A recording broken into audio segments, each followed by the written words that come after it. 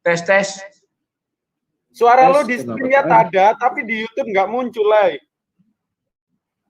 Oh iya, di YouTube-nya dimatikan. Oke, sudah. Oke, sudah. Siap.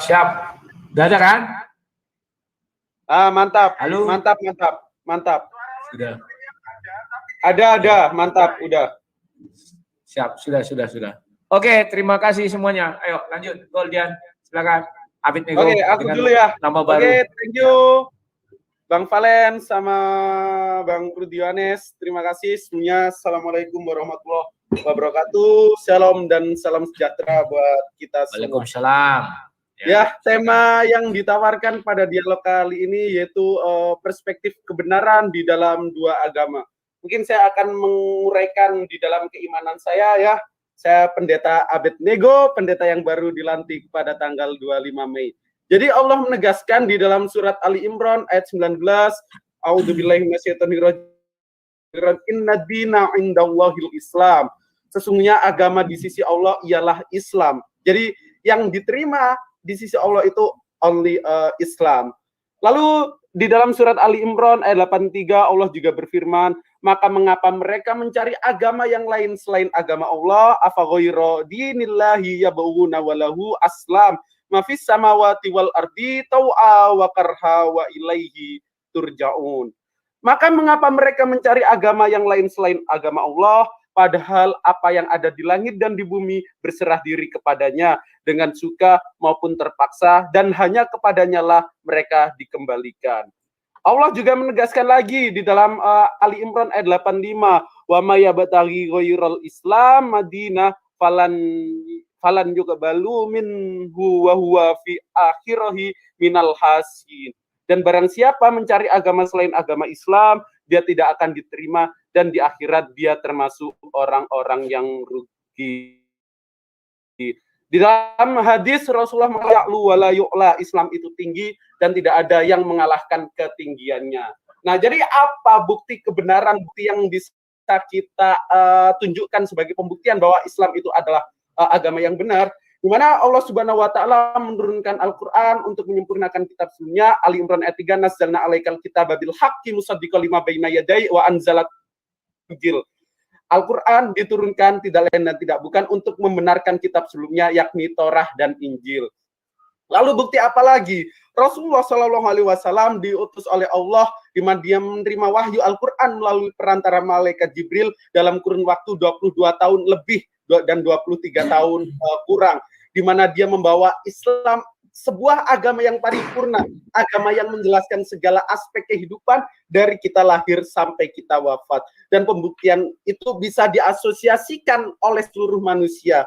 Karena kami punya jargon, Islam itu solusi bagi seluruh manusia.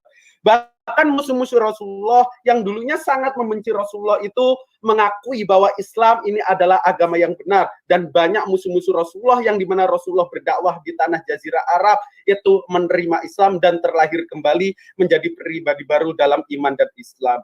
Lalu di abad kontemporer saat ini, bagaimana kita bisa membuktikan Islam benar?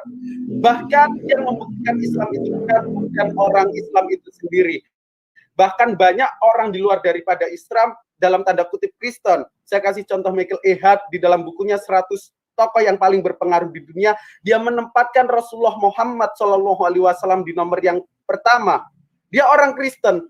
Dia menempatkan Tuhannya Yesus Kristus di nomor 3, sedangkan Isaac Newton di nomor 2, di mana substansi yang ditulis dalam buku Michael Ehad dengan alasan dia menaruh Nabi Muhammad SAW, memang dia the really prophet yang diutus oleh Allah Ta'ala kepada seluruh umat manusia. Wa ma arsalnaka illa rahmatan lil alamin. Lalu ada seorang sejarawan yang terkemuka di abad ini, yaitu Karen Armstrong. Dia menulis Muhammad the Prophet, di mana dia menjelaskan dan merincikan bagaimana Nabi Muhammad, sejarah Nabi Muhammad, sehingga Islam lahir dan Islam berkembang. Dia juga menyimpulkan bahwa Muhammad the really the Prophet. Mungkin itu dulu penghantar dari saya sebagai pemaparan saya akan kebenaran Islam. Thank you. Ya, oke, cukup menarik sekali ya opening statement yang cukup menggebu-gebu dari Pendeta Abed Nego. Oke, kita langsung aja kepada sang maestro kita ya, sang maestro ini dari praktisi Kristen, Bang Rudi Yohanes. Silakan Bang Rudi Yohanes. Oke, terima kasih Pendeta Abednego. Dan ini sekalian pengumuman kepada saudara-saudara Kristenku ya. Kalian tidak usah marah kalau mereka menggunakan gelar pendeta. Karena pendeta itu di kuil-kuil adanya. Mereka bangga ini mau calon-calon pelayan kuil ya kawan-kawan ya. Dan juga ini mungkin sebagai balasan terhadap orang Kristen yang mengaku-ngaku Nabi ke-26. Mereka tak boleh marah. Kalian pun tak boleh marah ya kawan-kawan ya. Biarkan mereka menggunakan gelar pendeta, evangelis, nanti biarawati, biarkan. Nah, sekarang kawan-kawan kita bicara apakah bukti kebenaran daripada ajaran Kristen itu atau Bible itu ya. Saya mau share screen dulu ya, ini penting sekali karena kalau bicara agama, Alkitab juga mengenal sebuah agama. Tolong di share screen Palen. Udah aku buat itu. Ya, oke. Sebentar Bang Rudi. Yuk.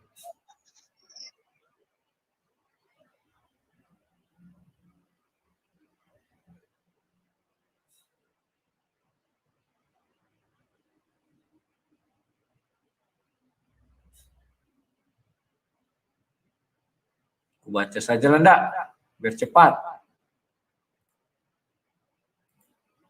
Oke.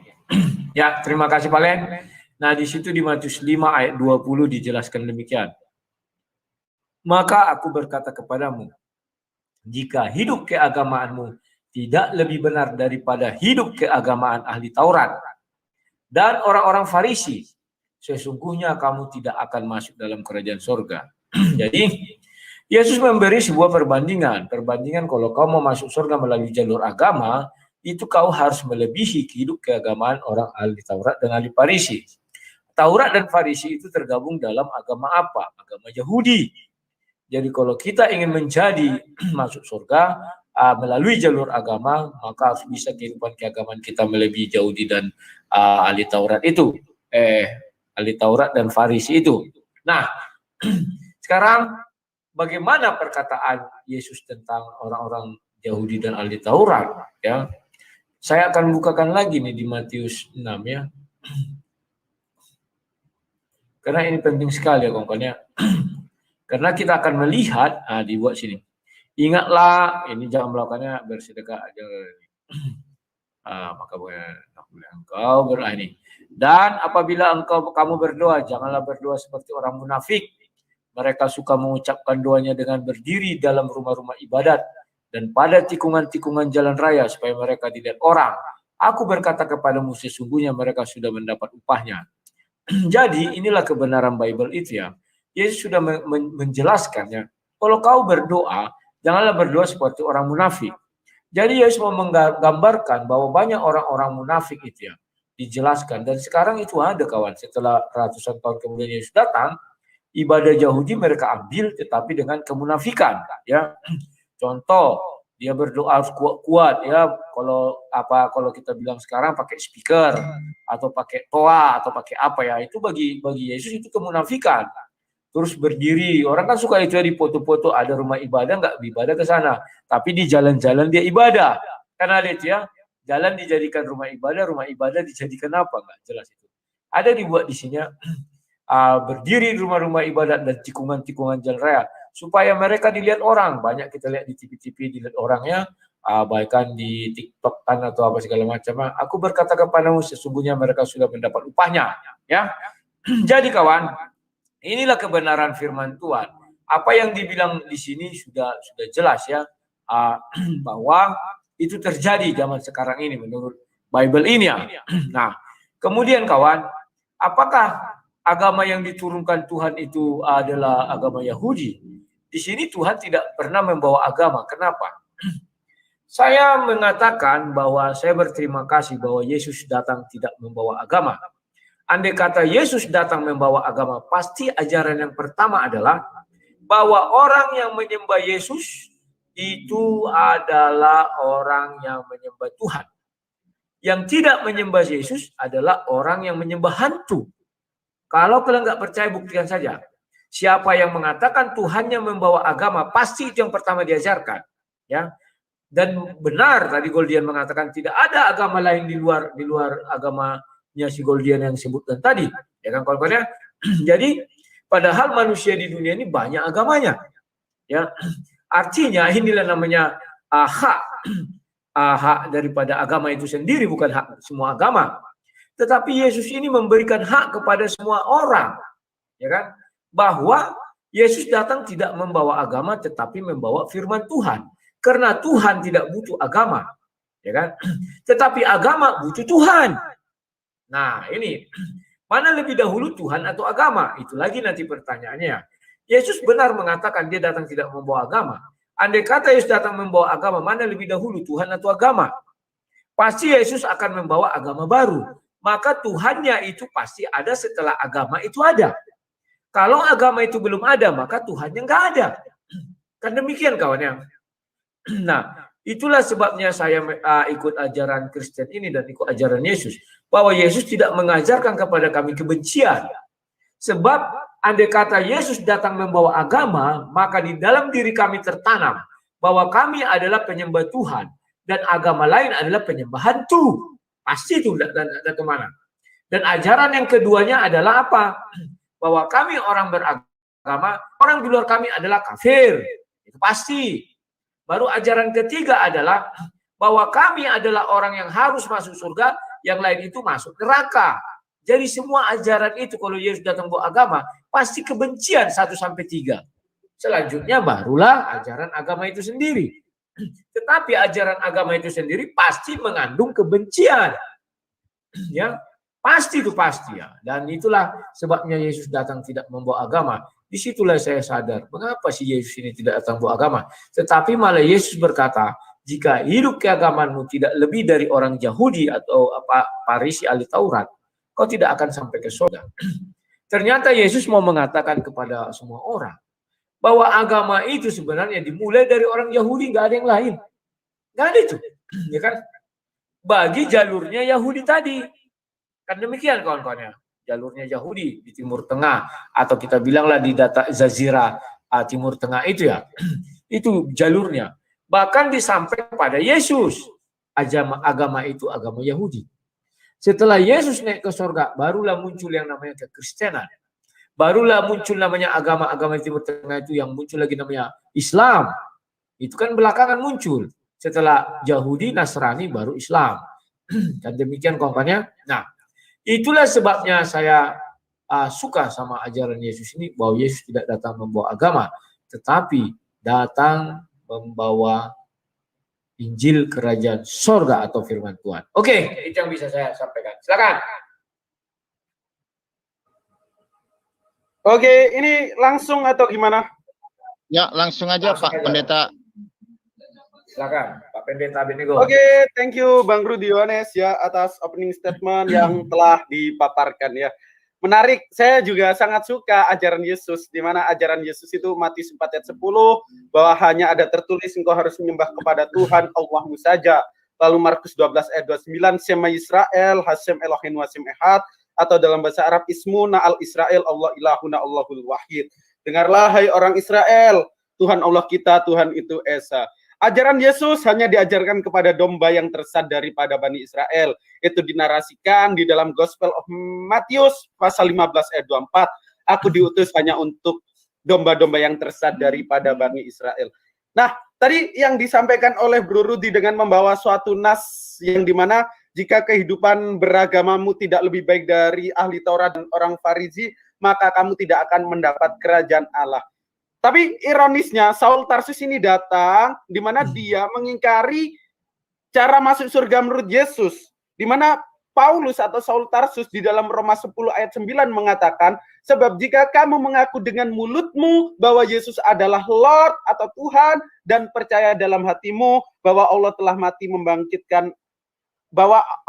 membangkitkan dia dari antara orang mati, maka kamu akan diselamatkan. Artinya selamat yaitu masuk dalam kerajaan Allah. Nah, ini ada dua perspektif yang berbeda, di mana Yesus mengajarkan bahwa kalau kamu selamat atau masuk kerajaan Allah, lakukan perintah Allah. Kalau kehidupan agamamu tidak lebih dari ahli Taurat dan orang Farisi, maka kamu tidak akan diselamatkan. Terus mulutmu mengatakan Yesus Tuhan dan dibangkitkan lalu oleh Allah, maka kamu akan diselamatkan. Itu yang salah yang mana ini? Kok ada dua perspektif ini? oke, aku langsung jawab saja ya. Apa yang saya jabarkan tadi itu saya katakan melalui jalur agama.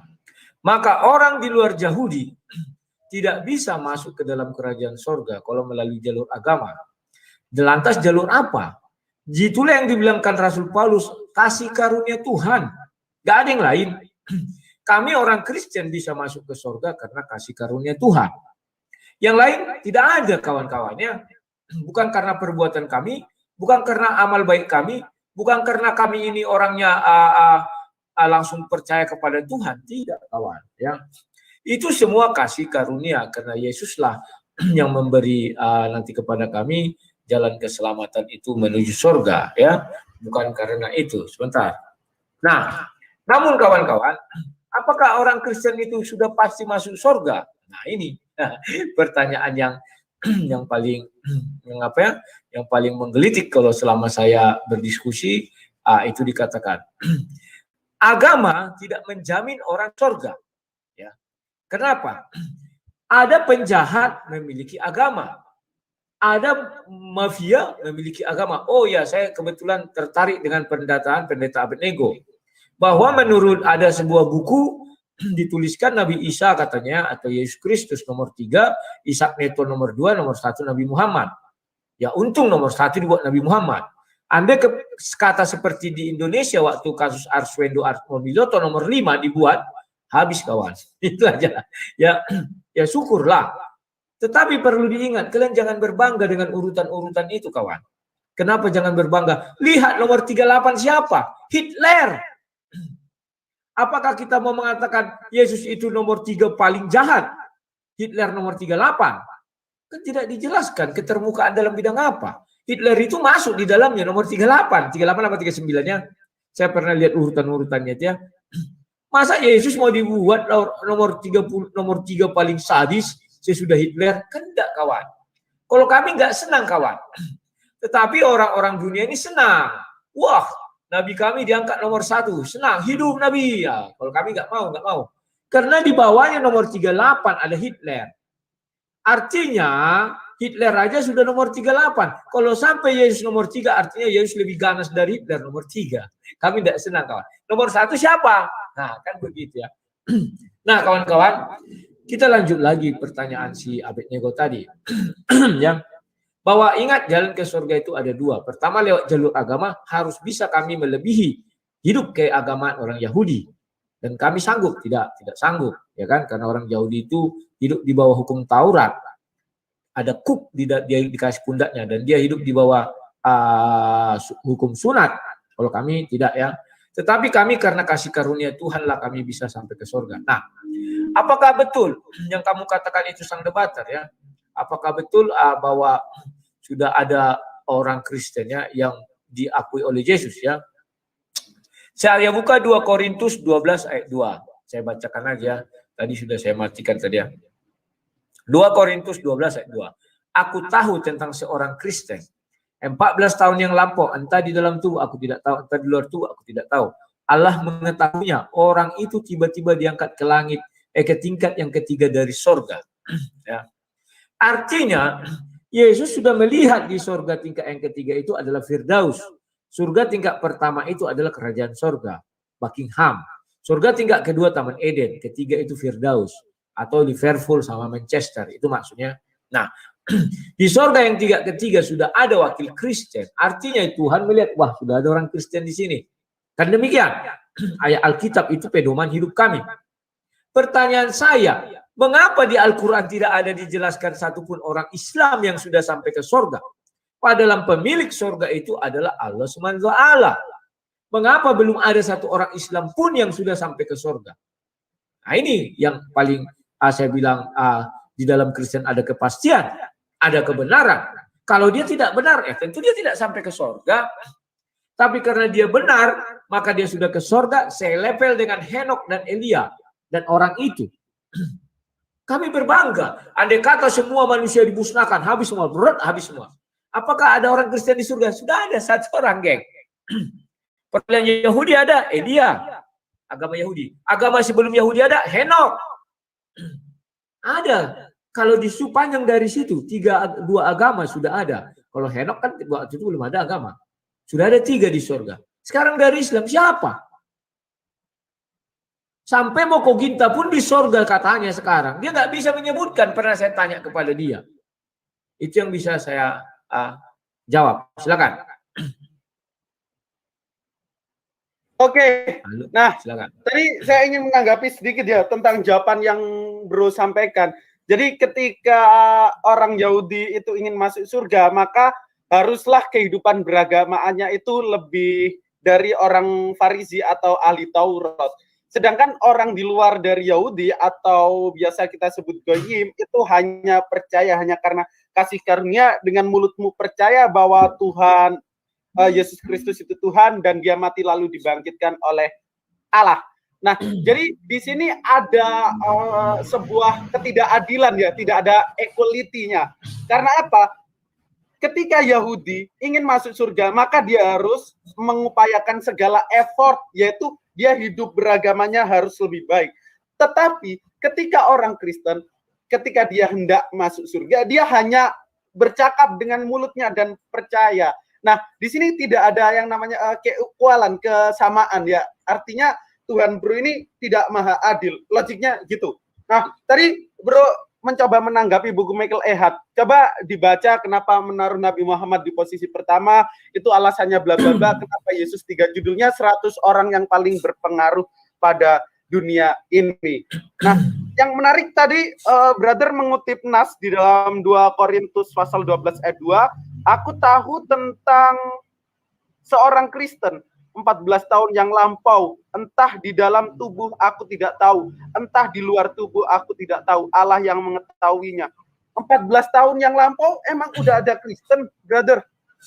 Kristen baru ada di dalam kisah para rasul 11 kalau saya tidak salah. Ketika Paulus bersama Barnabas mengabarkan Yesus, maka orang itu disebut Kristen. Ayat ini sungguh rancau. Di sini ditulis masa lampau. Waduh, ini blunder ya ketika mengutip nas ini. Nah, lalu pertanyaan brother tentang apakah udah ada wakil Islam di dalam sorga. Ya, kami percaya, kami mengimani di dalam agama kami bahwa nabi-nabi yang diutus itu satu jalan, satu rantai mata, yaitu dinul Islam. Yang dimana dinul Islam itu baru dilegitimasi oleh Rasulullah. Tetapi praeksistensinya itu sudah ada, yaitu Islam artinya selamat, atau pengikutnya disebut Muslim, orang yang tunduk dan patuh.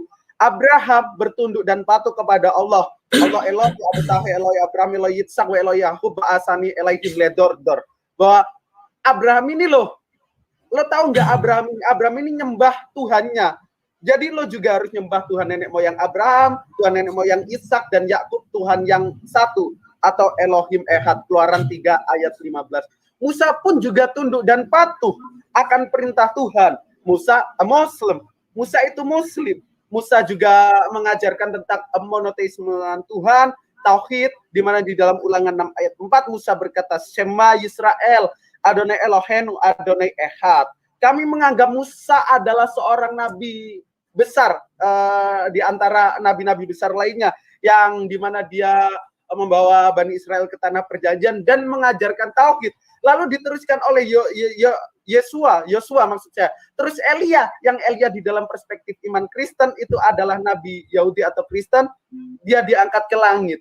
Yahudi itu baru mohon maaf sebelumnya baru menjadi agama setelah Bait Salomo kalau saya tidak salah. Tapi kepercayaan Yahudi. Lalu Yesus juga kami anggap Muslim dan patuh. Yohanes 5 ayat 30 mengatakan, aku tidak dapat berbuat apa-apa dari diriku sendiri. Semua yang aku dengar, semua yang aku hakimi itu adil. Dia berserah diri, dia tunduk, dia patuh, dia Islam, dia Muslim. Nabi Muhammad juga pun, dia Islam, dia Muslim, dia tunduk, dan dia patuh. Ketika Yesus, menurut keimanan sahabat-sahabat kita Kristiani sudah diangkat ke surga, tapi itu bahasa aslinya adalah Auranon atau Samayim, yang berarti itu langit. Ya, dia adalah wakil kami, yang dimana dia membawa ketauhidan, tetapi pada abad 3 Masehi seorang kaisar dari Konstantinopel, yaitu Kaisar Konstantin, yang menyuruh uskup Alexandria yaitu Athanasius yang mengkandidatkan dia menjadi Tuhan dan Juru Selamat, lalu monoteisme yang dibawa Yesus itu disingkirkan. Nah, berbicara tentang sebuah perspektif agama, agama itu memiliki sebuah aspek, sebuah komponen. Tidak lain dan tidak bukan diantaranya adalah Alkitab. Di mana agama itu bisa dikatakan benar kalau tuntunan atau komitmennya itu benar. Tidak ada kontradiksi di dalamnya. Tetapi ironisnya, kalau kita cek kitab sahabat-sahabat kita Kristen itu banyak sekali banyak sekali kontradiksi di dalamnya.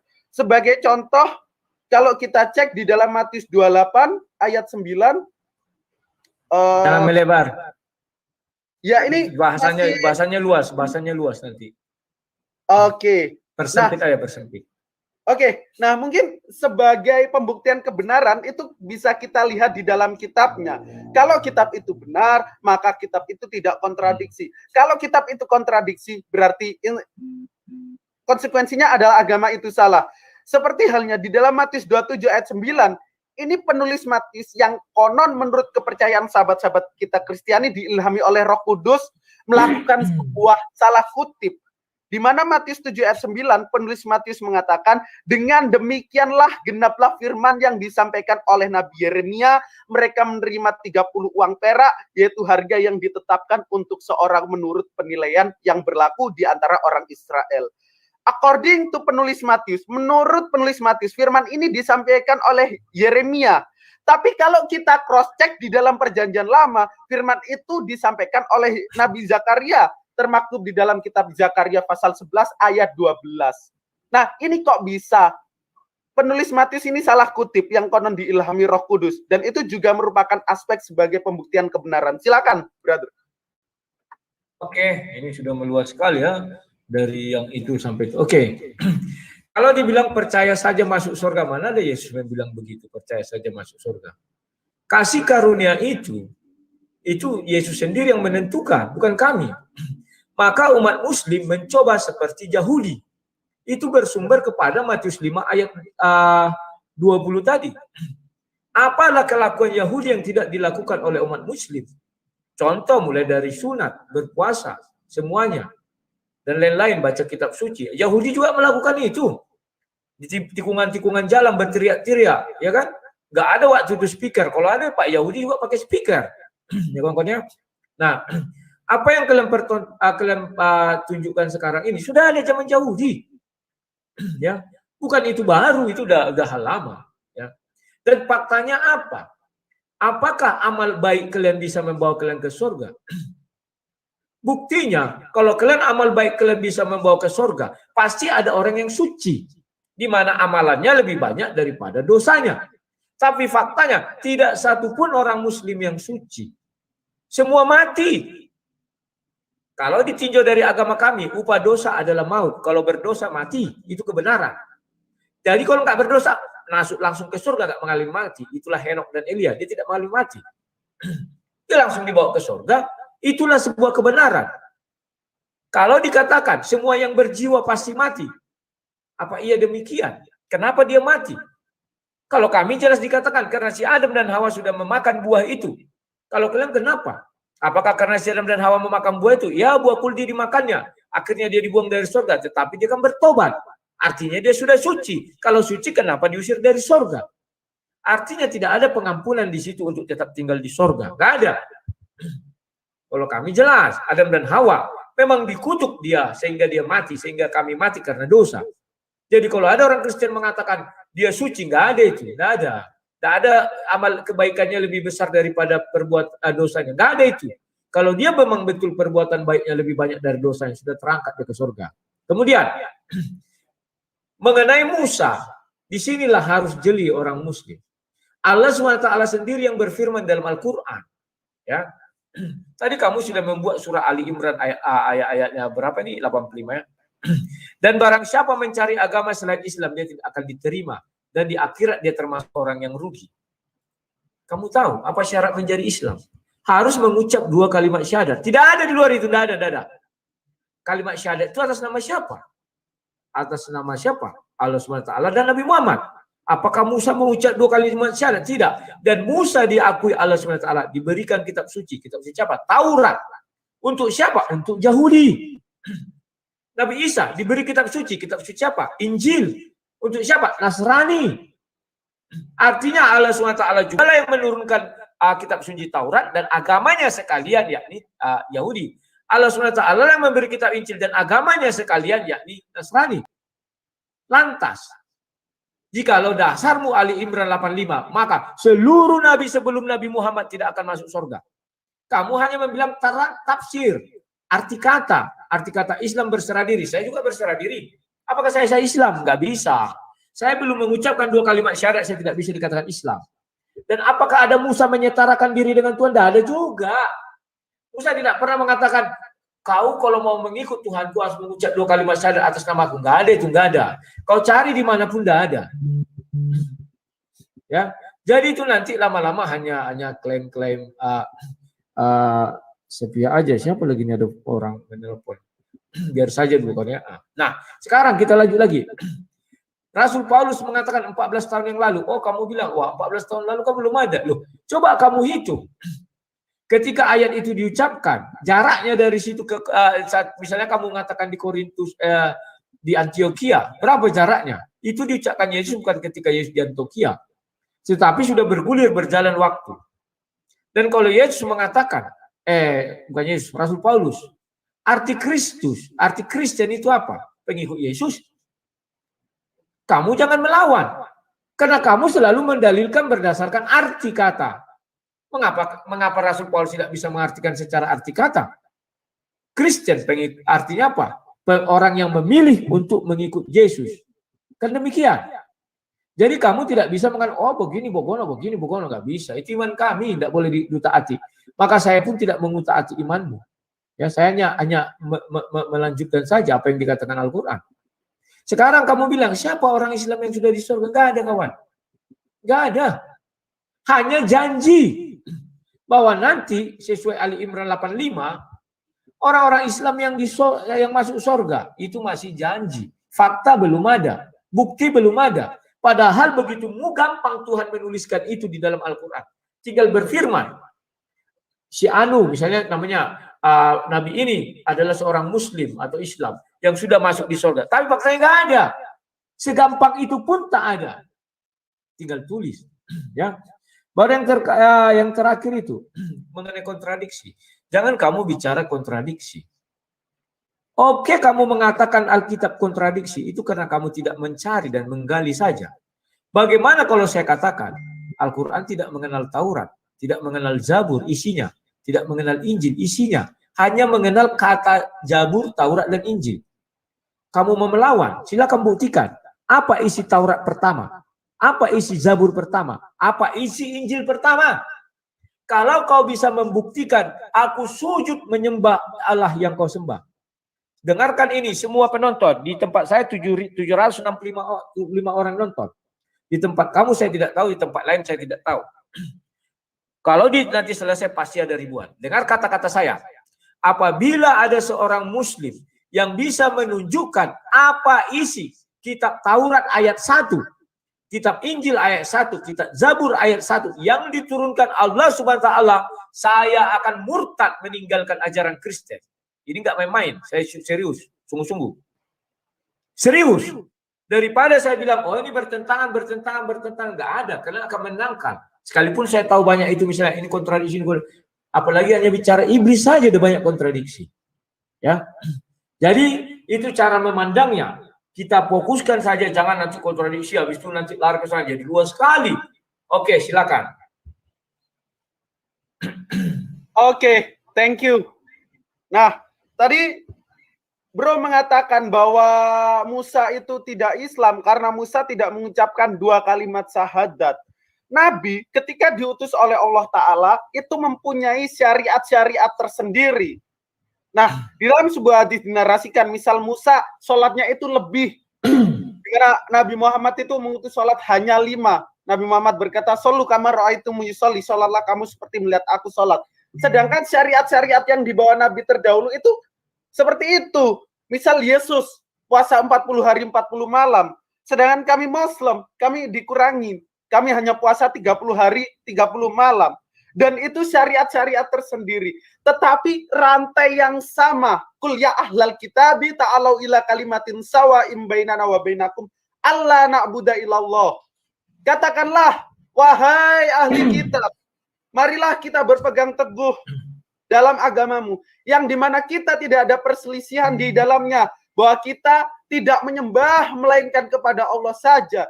Jadi kita disuruh untuk mengerjakan sesuatu yang sama, yang paling fundamentalis, yang rububiyah, yaitu menyembah kepada Allah, Tuhan pencipta langit dan bumi dan seluruh isi-isinya. Lillahi ma fis samawati wa ma fil ard. Jadi itu hanya tentang syariat, tetapi tentang hal yang fundamental tidak pernah diingkari. Itu kalau saya tidak salah Ali Imran ayat 64. Nah, brother menanyakan, di mana orang Islam sudah masuk surga? Pertanyaan saya, siapa orang Kristen yang sudah masuk surga? Kan itu hanya klaim. Paulus tidak pernah ketemu Yesus. Ketemuannya itu bisa dikatakan dalam tanda kutip berbohong. Karena di dalam kesaksian ini Paulus mengatakan, saya melihat tapi saya tidak mendengar. Lalu di kesaksian yang lain, saya tidak melihat tapi saya mendengar. Kisah yang sama diceritakan 2 kali, tetapi cerita yang keluar dari mulut si Saulus itu berbeda.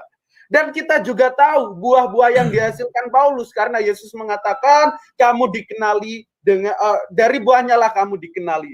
Saul Tarsus mengatakan di dalam Filipi 1:18, kamu mengabarkan Kristus dengan cara suka maupun dusta, aku tetap bahagia. Ketika Saul Tarsus menyuruh pengikutnya untuk mengabarkan Kristus, walaupun Kristus dikabarkan dengan dusta, si Saul Tarsus itu tetap bahagia. Buahnya seperti itu, buahnya jelek. Seorang yang mengerjakan kedustaan, maka orang itu tidak dapat dipercaya. Sedangkan Nabi Muhammad mendapat gelar Al-Amin, bahkan musuhnya saja mengakui dia sebagai Al-Amin, orang yang dapat dipercaya, sidik, amanah, tablik, fatonah, dia benar, dia menyampaikan, dia cerdas. Sedangkan Saul Tarsus dinarasikan lagi di dalam Roma 3 ayat 7, sebab karena kedustaanku, maka Allah semakin mulia. Jadi ketika Paulus ini berdusta, maka Allahnya akan semakin mulia. 1 Korintus pasal 9, kamu mengabarkan Kristus dengan cara bunglon. Ketika kamu mengabarkan Yesus ke orang Yahudi, maka berlagaklah seperti orang Yahudi. Ketika kamu mengabarkan Yesus kepada seorang penyembah berhala, maka kamu berlagaklah seperti seorang penyembah berhala. Ini adalah sifat bunglon. Kembali lagi dengan perkataan Yesus, jika Kristen diartikan sebagai pengikut Kristus, saya lebih Kristen daripada teman-teman. Kristus mengatakan jika iya hendaklah katakan ya, jika tidak hendaklah katakan tidak, sebab di luar daripada itu berasal dari si jahat. Tapi Paulus mengingkarinya. Itu fakta yang dinarasikan di dalam surat-suratnya. Nah, itu dia. Kembali lagi ke tema kita malam hari ini. Mana bukti orang Kristen sudah di sorga? Kan itu hanya klaim. Tentang Yahudi. Yahudi itu bukan agama. Yahudi diambil dari kata Yehuda. Itu dalam Muslim. Terus Nasrani itu orang Nazaret. Yang dimana Yesus itu selama 3,5 tahun itu berada di Nazaret.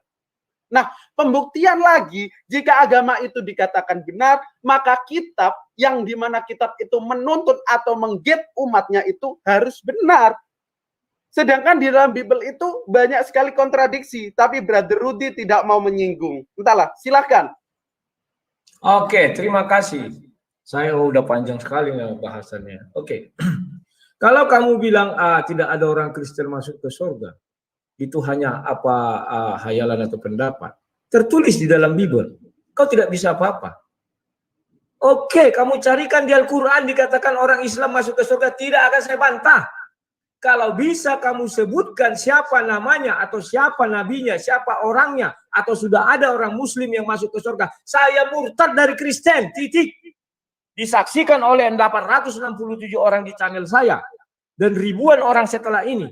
Puluhan ribu mungkin setelah habis ini. Dengarkan saya. Jikalau ada orang Islam yang sudah ke surga, sudah diam di dalam surga, masuk saya dan tertulis di Al-Quran, saya akan murtad. Kalau di Kristen ada, sudah saya buka ayatnya. Kamu tidak boleh bantah. Tidak boleh katakan, wah itu hal ini, itu sudah tertulis. Tidak bisa kau bantah apa-apa, itu iman kami. Paham ya? Nah, kemudian siapa sebenarnya yang mendirikan sholat?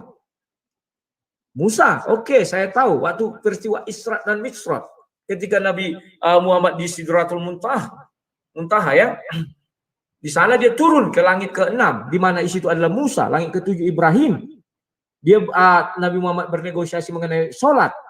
Datang Musa, saya 50 kali. Akhirnya mintalah, akhirnya dinego-nego sampai 5.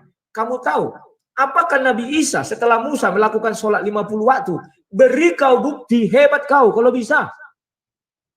Hebat kau. Sebagai bukti Nabi Isa itu adalah seorang muslim. Tak usah pun kusebutkan mengucap 2 kalimat syahadat. Karena itu takkan ada dia menyebut atas nama Nabi Muhammad, tidak ada. Dan Nabi Musa atau Ibrahim atau Yakub atau siapapun tidak pernah mensejajarkan diri dengan Tuhan. Artinya, tanpa nama Nabi Yakub tidak ada orang menyembah Allah SWT. Tidak pernah itu. Hanya di zaman Nabi Muhammad lah tanpa menyebut nama Nabi Muhammad. Orang-orang sekarang tidak sah Islamnya. Tidak bisa menyembah Allah SWT. Tidak bisa. Paham ya? Kalau kau bilang bisa, sebutkan. Biar saya mengikut agamamu. Tetapi ingat, saya hanya mengucap, saya percaya kepada Allah SWT saja. Bisa enggak? Enggak bisa kawan. Karena itu adalah rukun Islam yang pertama, mengucap 2 kalimat syahadat. Musa tidak pernah mengucap 2 kalimat syahadat. Bagaimana prinsip kalimat syahadat? Dia harus bersyahadat atas nama Nabi sebelumnya. Siapa Nabi sebelum Musa? Siapa Nabi sebelum Isa? Siapa Nabi sebelum Nabi Muhammad? Apakah Nabi Muhammad mengucapkan 2 kalimat syahadat atas nama Isa? Di mana kamu bisa temukan itu? Saya nggak pernah dengar. Ya, saya tidak pernah mengarang. Kalau kamu bisa suguhkan, sudah saya bilang, hari ini saya tinggalkan Kristen, tidak main-main. Bukan karena mie, bukan karena mobil, bukan karena uang, bukan karena wanita, tidak. Nah, kemudian kamu bilang lihat dari buahnya. Terus kamu menuduh Rasul Paulus begini bogono karena dustaku. Kamu tidak ngerti konteks saya itu berbicara. Kalau mengenai dusta, Rasul Paulus banyak ini mengatakan di ayat. Misalnya ya, saya ambil satu ayat ya. Di Kolose 3 ayat 9, jangan lagi kamu saling mendustai. Dia melarang. Ya. Banyak lagi di sini kawan. Timotius, Ibrani, semua banyak di sini. Kau tinggal baca aja. Ketika aja dusta maka muncul di situ larangan-larangan berdusta. Ya, 1 Timotius banyak ini, tak apa-apa lagi. Kau bisa cari sendiri nanti. Kalau mengenai dusta, Paulus tidak pernah mengatakan apa namanya itu dusta itu membawa tidak ada. Memang dikatakan oleh karena dustaku, apakah aku semakin makmur ibaratnya? Tetapi karena apa kamu menghukum aku? Kalau dia mau berdusta bisa. Itu menyinggung nabi-nabi yang datang sebelum rasul-rasul palsu yang sebelum Rasul Paulus datang. Baca ayat itu mengenai rasul palsu. Contoh, saya datang rasul asli, sebelum saya datang rasul palsu. Maka saya datang rasul asli. Pernyataan rasul palsu berbeda dengan rasul asli. Maka orang menuduh saya berbohong, berdusta. Maka aku bilang, apakah karena dustaku maka Tuhan dipermuliakan? Paham enggak? Kamu baca ayat itu dengan baik, konteksnya apa? Ada rasul-rasul palsu yang datang lebih dahulu. Kemudian Rasul Paulus datang, dia dianggap pembohong. Karena tidak sama ajarannya dengan rasul-rasul yang pertama. Oke, sekarang kita lihat buah. Maaf ini. Kalau benar buah yang diberikan oleh Nabi, seperti yang kamu bilangkan, mengapa di Undang-Undang Indonesia dilarang menikahi anak di bawah umur 18 tahun? Padahal Indonesia mayoritas Muslim. Harusnya itu buah yang baik. Diizinkan menikahi anak di bawah umur, misalnya 6 tahun dan ditiduri dibawa satu rumah umur 9 tahun. Kenapa itu dilarang? Di seluruh dunia dilarang itu. Itu sebuah buah loh itu. Kenapa dilarang? Kalau memang itu kau rasa yang paling hebat. Saya nggak tahu di mana kamu sehingga bisa mengatakan Rasul Paulus begini dan begitu. Kemudian Paulus tidak pernah bertemu Yesus. Siapa bilang? Wah, di satu sisi dia bilang melihat, di satu sisi dia bilang mendengar. Kamu baca baik-baik ayat itu, kamu akan tahu. Kenapa dia katakan melihat, kenapa dia katakan mendengar. Baca baik-baik ayat itu, Kisah Para Rasul 9 itu. Kalau kamu tidak membaca dengan baik dan benar, kamu tidak paham. Tetapi kita memuji kebenaran. Wah, datang lagi anak-anak untuk pintu. Tunggu sebentar. Jengkel aku anaknya ibu. Jadi buka ya pintu. Pintu itu. Oh, itu. Apa itu? Ya, harus pakai untuk ini. Ya. Sini aja kalian.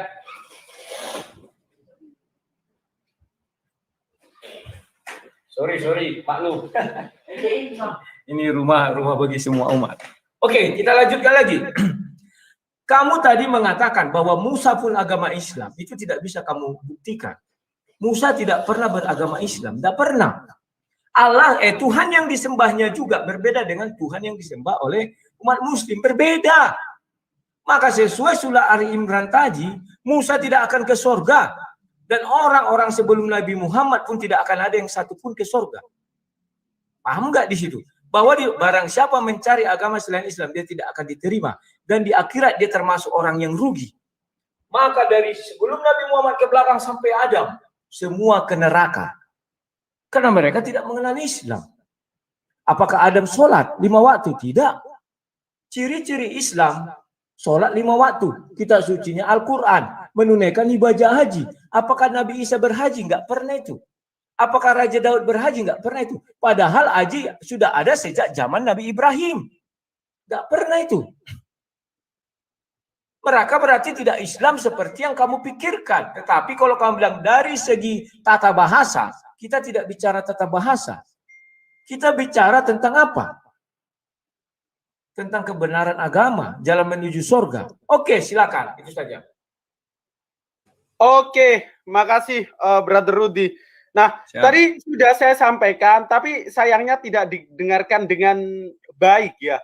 Nah, ketika Allah mengutus nabinya dari Nabi Adam alaihissalam sampai sang hataman nabiyina sang parakletos Muhammad sallallahu alaihi wasallam, itu dia membawa benang yang sama yang lurus, yaitu tentang ketauhidan.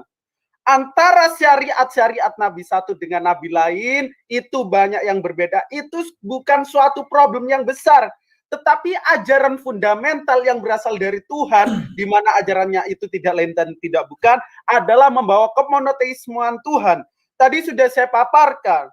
Lalu tentang contoh syariat-syariat tadi sudah saya tunjukkan. Di mana puasa Yesus 40 hari 40 malam. Kami Islam dengan syariat yang baru, di mana 30 hari. Dan itu bukan menjadi sebuah problem. Lalu yang kedua tentang Nabi Muhammad. Kita tidak bisa menilai orang zaman lampau dengan indikator di abad kontemporer saat ini. Ketika kita melihat tokoh masa lalu, kita harus tahu aspek sosiologis, aspek politik, aspek psikolognya. Di mana di zaman dulu ketika Nabi Muhammad mengawini ibunda kami Aisyah, apakah ada musuh Nabi Muhammad yang tidak suka ketika Nabi Muhammad menikahi Aisyah? Tidak ada musuh Nabi Muhammad yang menentang Aisyah. Kalau kita compare, di mana bunda Tuhan yaitu Bunda Maria itu dinikahi oleh Yusuf, di mana Yusuf usia 86 tahun, Bunda Maria usia 12 tahun. Itu ada di Ensiklopedia Catholic Church. Dan itu diakui oleh kekristenan awal. Itu data sejarah yang kredibel dari sumber internal Brother Rudy Yohanes. Nah, tadi tentang apakah orang sebelum Nabi Muhammad itu masuk surga. Jelas Al-Baqarah mengatakan orang-orang yang diberi kitab, Sabi'in, Nasrani, Yahudi, yang beriman kepada Allah dan hari akhir, dia akan masuk ke dalam kerajaan Allah. Ayatnya ada. Nah, lalu tentang Paulus, saya membaca dengan baik dan benar, dengan teliti, dengan seksama. Di mana kesaksiannya di dalam kisah 9 dan kisah 21 itu berbeda-beda. Paulus mengatakan, gue melihat, tapi gue nggak mendengar. Terus dia memberikan kesaksian yang lain, gue nggak melihat, tapi gue mendengar. Itu dua hal yang berbeda. Sekarang gue melihat Brother Rudy. Nih, gue memberikan kesaksian ke si Ucok.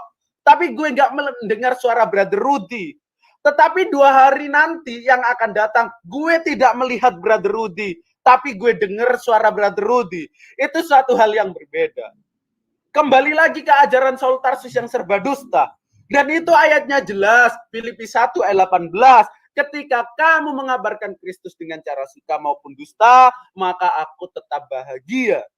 Jadi ketika mengabarkan Kristus, dalam tanda kutip si juru selamat palsu ciptaan Paulus, walaupun Le mengabarkan dengan cara palsu, misal Le membuat Injil yang namanya Injil sang debater, tetapi dengan niat mengabarkan Kristus, itu dibenarkan oleh Paulus. Lalu Roma 3 ayat 7, Le Rudi, kalau kamu berbohong, maka kemuliaan Allah akan semakin melimpah.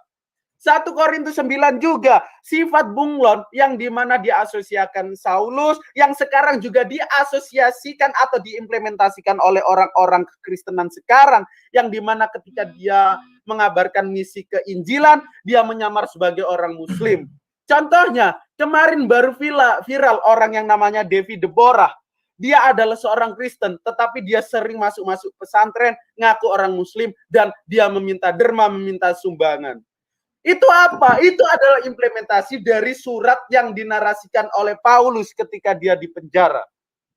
Nah, lalu tentang apakah Tuhannya Musa dan Tuhannya Nabi Muhammad itu sama? Di dalam surat Al-Baqarah ayat 133 kalau saya tidak salah, am kuntum suhada'a idza hadara yaqubal maut id qala li banihi ma ta'buduna min ba'di qalu na'budu ilahaka wa ilaha abaika Ibrahim wa Ismail wa Ishaqa Elohim Ahad, atau Elohe Abtahe Elohe Abraham Elohe Ishak wa Elohe Ismail Elohim Ehad. Dan itu paralel di Keluaran 3 ayat 15 bahwa kamu harus menyembah Tuhan nenek moyang kamu, Elohi abaikum, Elohi Ibrahim, Elohi Ismail, Elohi Ishak, Elohi Yakub, ba'asani ilaihim ledor. Dan itu adalah bukti yang nyata. Bahkan ketika kita bicara tentang Torah, orang yang memiliki hak otoritatif untuk menafsirkan kitab Torah itu orang Yahudi sendiri.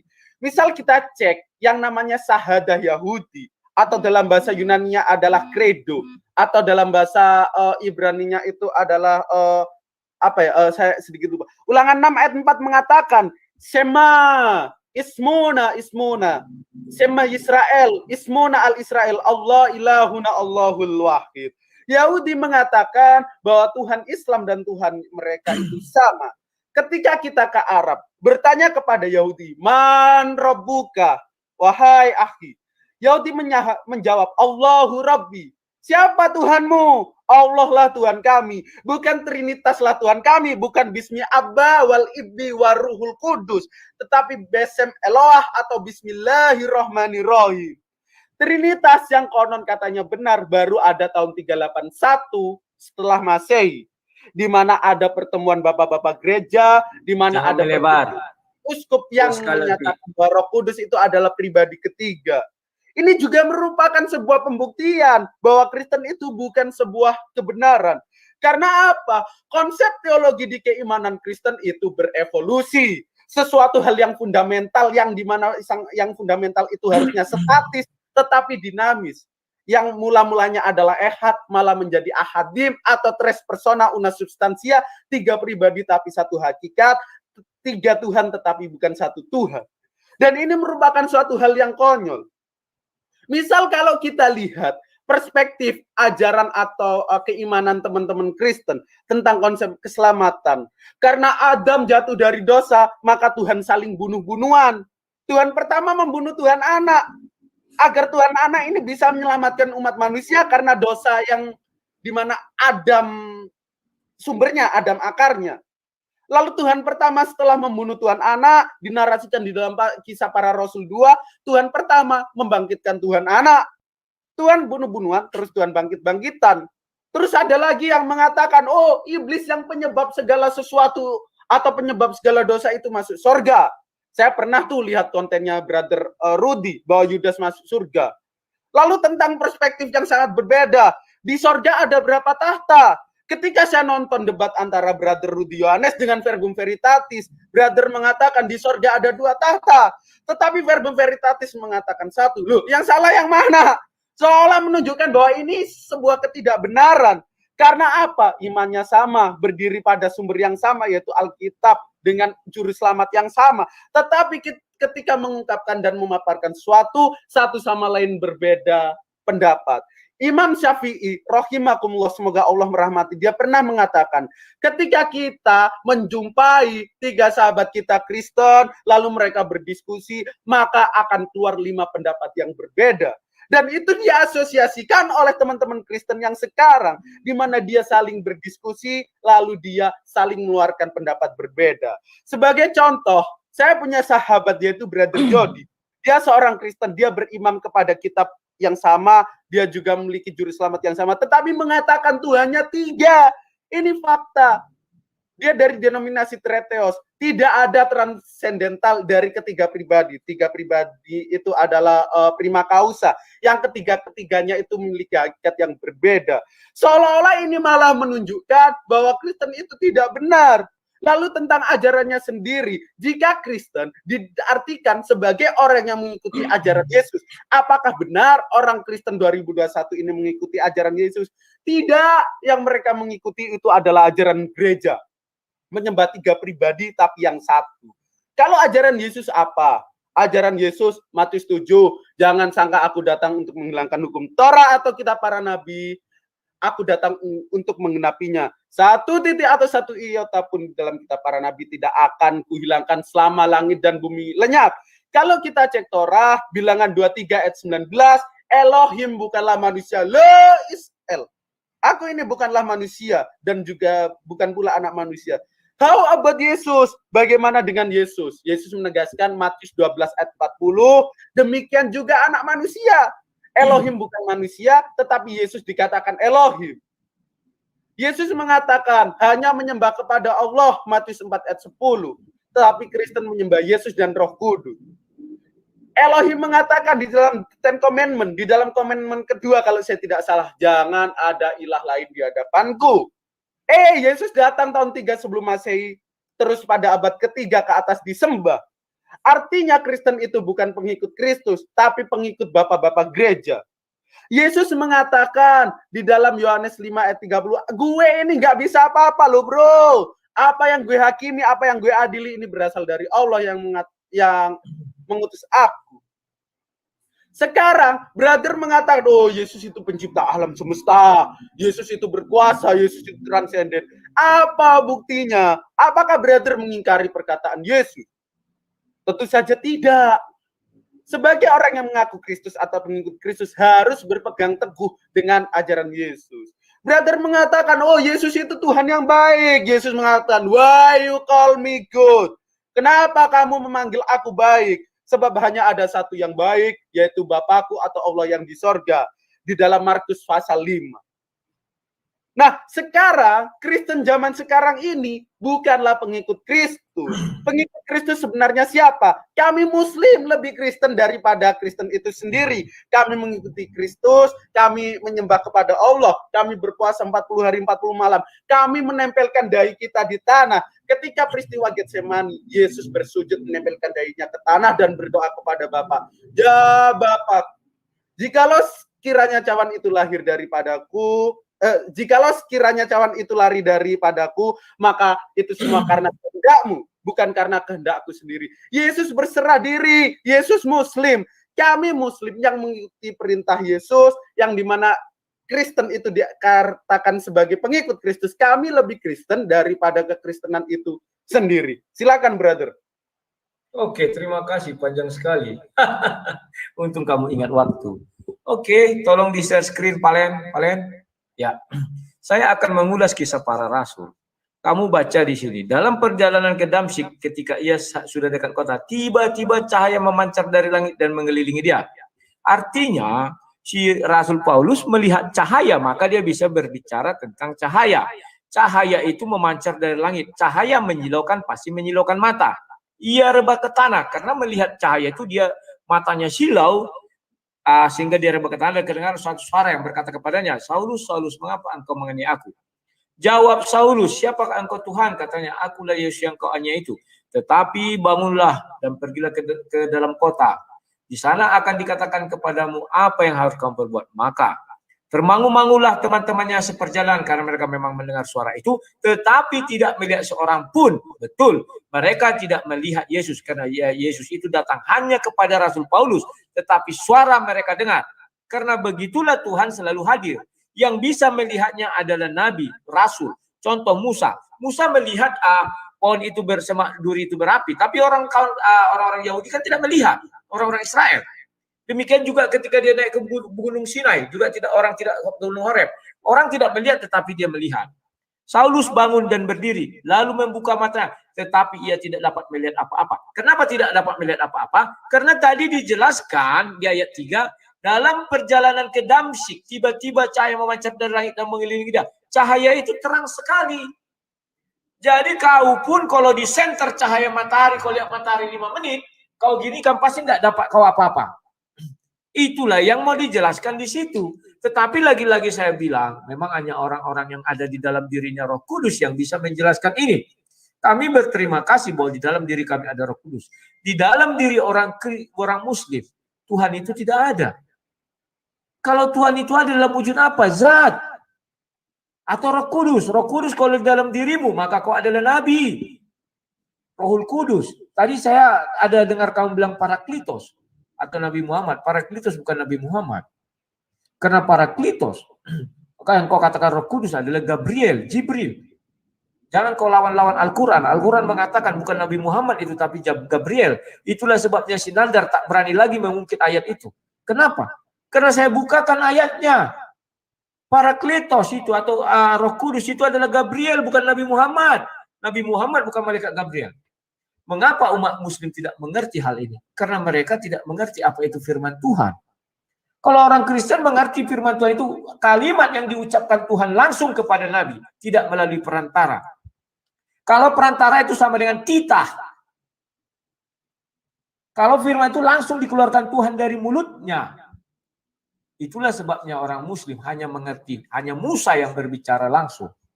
Kan demikian? Maka dari sebatang pohon katanya. Ya, oke. Ketahuitan Tritunggal. Karena kau sudah melebar. Tidak 325 itu ada. Tidak. Tetapi sejak kejadian 1 ayat 1, kejadian 1 ayat 2, kejadian 1 ayat 3. Bahasannya itu sudah ada video saya. Kamu tonton saja. Apa itu Tritunggal? Itulah sebabnya saya pernah bertanya kepada pendebat Muslim. Di dalam diri zat itu, apa saja yang ada? Mereka bingung. Firman Tuhan itu bagaimana? Oh, itu keluar dari Tuhan. Berarti bukan zat. Atau zat. Bingung. Karena mereka tidak tahu posisi firman Tuhan itu di dalam diri Tuhan atau di luar diri Tuhan. Mereka tidak tahu apakah firman Tuhan itu ada bersama-sama dengan Tuhan atau ada setelah Tuhan atau ada sebelum Tuhan. Tidak mengerti. Kalau kami mengerti. Dia Tuhan itu ada maka memiliki roh dan memiliki firman. Di dalam dirinya itu langsung lengkap. Dia adalah Alfa dan Omega. Oke. Bunda Maria. Kamu mengatakan Bunda Maria itu menikah umur sekian. Oh ada di sini, di sini, di sini. Kamu itu lucu. Di dalam Bible tidak bisa kamu jelaskan, kamu buktikan. Sementara kami bisa menjelaskan dari literatur kalian yang namanya Sahih Bukhari itu hadis. Karena hadis itu bagian dari literatur kalian.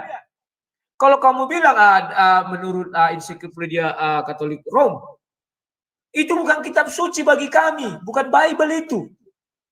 Bagi kalian ada Al-Quran, ada hadis. Bagaimana kau bisa carilah di Alkitab kalau dapat kau buktikan? Oke, yang lainnya, kamu mengatakan tadi bahwa Nasrani, Yahudi yang menyembah Allah SWT akan masuk surga. Artinya bukan dari dalam Islam saja keselamatan. Kamu sendiri yang bilang tadi. Musa itu bukan beragama Islam. Jelas-jelas dia Yahudi. Dialah yang membawa agama Yahudi. Karena kepadanya diturunkan kitab Taurat. Baca Al-Quran. Kitab Taurat kepada Yahudi. Kitab Injil kepada Nasrani. Nabi Isa lah membawa kitab Injil. Nabi Isa lah membawa ajaran Nasrani. Apakah tidak ada Nasrani yang baik hati atau yang tidak mengikut ajaran Allah SWT? Ada. Artinya Nasrani pun sudah akan ke surga. Yahudi pun akan ke surga. Bukan Islam saja. Jadi Ali Imran 85. Kontradiksi. Sudah keliru aja satu ayat itu aja menunjukkan surga. Dan sampai sekarang tidak bisa dijelaskan siapa orang Islam yang sudah ke surga. Hanya janji-janji yang belum terbukti kebenarannya. Dan kalau kamu bilang, Kami orang Kristen, 5 ini 3 orang Kristen, 5 nanti pendapatnya gini-gini. Memang Sunni dan Syiah nggak berbeda pendapat. Memang Sunni Syiah Ahmadiyah tidak berbeda pendapat. Ada 72 aliran, 73. Apa kamu bilang itu semuanya satu kata? Tidak. Dan kalau kita lihat negara Arab sana, agamanya satu, nabinya satu, Tuhan yang disembah satu, arah sujud satu, kitab suci satu. Kenapa bisa bunuh-bunuhan dan saling kafir-kafirkan? Kalau saya dengan Perbun Piritatis, ya dalam tingkat keilmuan kami berbeda pendapat. Tetapi dalam keimanan kami sama. Yesus adalah Tuhan, Allah itu adalah Tritunggal. Kalau dengan Wanes silakan, itu pemahaman mereka. Tetapi kami tidak ada bunuh-bunuhan, tidak ada mengatakan kafir. Tetapi di Arab Saudi sana, di negara Arab, bunuh-bunuhan, bom-boman. Hanya gara-gara perbedaan sedikit. Kalau kami slow, karena itu pada tingkat keilmuan. Lihat dari buahnya. Karena kami memiliki kasih. Tidak kami langsung memponis saudara kami, kau kafir, oh aku bunuh kau. Nggak begitu, kami nggak ada gitu. Belum pernah kau dengar ceritanya di Indonesia, orang mati gara-gara itu, nggak ada. Tapi masuk TV-TV itu Ahmadiyah dan kalian itu, apa namanya, populernya. Dipukuli, ada itu masuk, zaman dulu kan RCTI apa ada itu kan, dan bisa ditayangkan. Dan di video-video masih banyak itu kawan. Ya. Kemudian, sifat bunglon. Sifat bunglon. Ini tidak mengajarkan sifat bunglon. Adalah lucu. Kalau kau masuk ke kandang singa, kau mengembek, jadi makan singa lah. Kamu harus ikut apa yang ada terjadi, di mana bumi dipijak, di situ langit dijunjung. Cerdik seperti ular, tulus seperti burung merpati.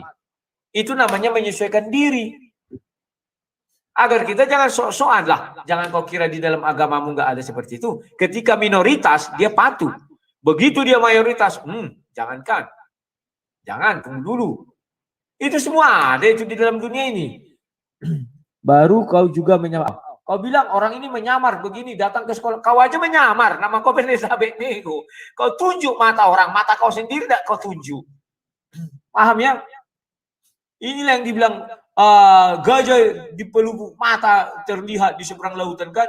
Balok di matanya nggak kelihatan. Kau aja nama kau Pendeta Abednego. Sejak kapan kau Abednego? Tuhan Musa tidak ada. Kamu bilang Tuhan Musa sama dengan Tuhan umat Islam. Tidak. Kamu baca kitab-kitab suci Musa. Tidak pernah dikatakan di sana, akulah Tuhan Abraham, Tuhan Ismail, Tuhan Isa, Tuhan Yakub. Gak ada itu. Kenapa tidak ada? Karena Ismail bukanlah anak pilihan, anak perjanjian. Dan di dalam keturunan orang Yahudi, itu bukan Yusuf dan Esau itu kembar. Bukan Ismail dan Ishak bukan kembar. Tetapi kenapa keduanya dimasukkan?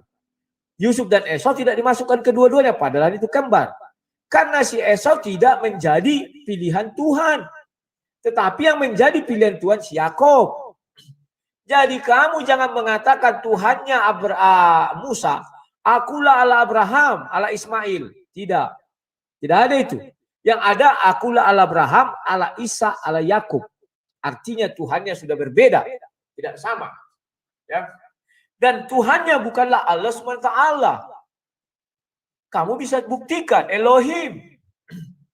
Itulah sebabnya kalau kamu bilang Musa mengenal ajaran Islam, Musa tidak kenal apa itu ajaran Islam.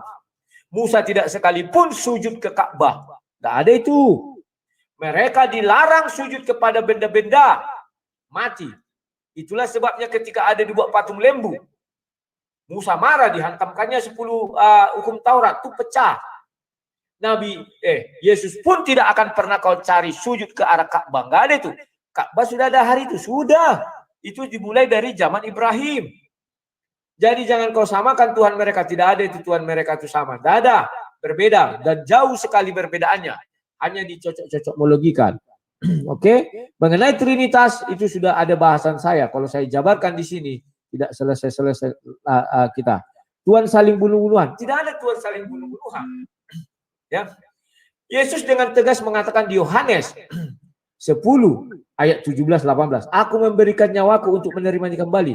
Tidak seorang pun mengambilnya daripadaku. Termasuk Bapa di sorga. Lantas kenapa Rasul Paulus mengatakan Bapa di sorga menghidupkan Yesus? Karena Rasul Paulus berada di luar goa. Dia melihat Yesus disalib, semua orang yang di luar gua pasti pernyataannya sama. Yesus disalib, mati dan dikuburkan, sama. Tetapi Yesus sebelum naik ke surga di Matius 12 ayat 30-40 itu ya, seperti tanda Yunus. Bagaimana Yunus di dalam perikan? Begitulah. Tidak ada bunuh-bunuhan. Itu karang-karangan kamu. Tidak ada itu bunuh-bunuhan.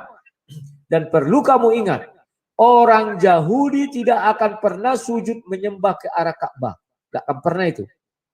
Karena Tuhan akan marah. Ya kan? Jangan membuat bagimu patung apapun yang menyerupai di atas langit, di bumi, atau di dalam bumi, untuk disembah atau bertakwa kepadanya. Musa tidak pernah bertakwa kepada benda mati apapun. Tak pernah itu. Yesus Kristus tidak pernah bertakwa kepada benda mati apapun. Dan tidak pernah sujud ke arah benda mati apapun. Tak pernah. Yesus tak pernah. Musa tak pernah. Mengapa demikian? Karena hukumnya ada 10 hukum Taurat. Yang pertama, jangan berbuat bagimu patung yang menyerupai apapun yang ada di langit atas atau ada yang di bawah bumi untuk disembah atau bertakwa kepadanya. Kamu tahu arti menyembah dalam ajaran Kristen, ajaran Yahudi. Menyembah itu sujud, jidat harus sampai ke lantai tanah. Itu menyembah. Maka tidak pernah kau lihat orang Musa, Yesus Kristus sujud jidatnya ini sampai ke lantai tanah menyembah ke arah sebuah benda mati, enggak pernah. Ya. Kemudian berbakti. Daud Musa tidak pernah berbakti kepada benda mati apapun. Demikian juga Yesus. Misalnya ada sebuah benda, kalau berbakti artinya benda itu dikeramatkan.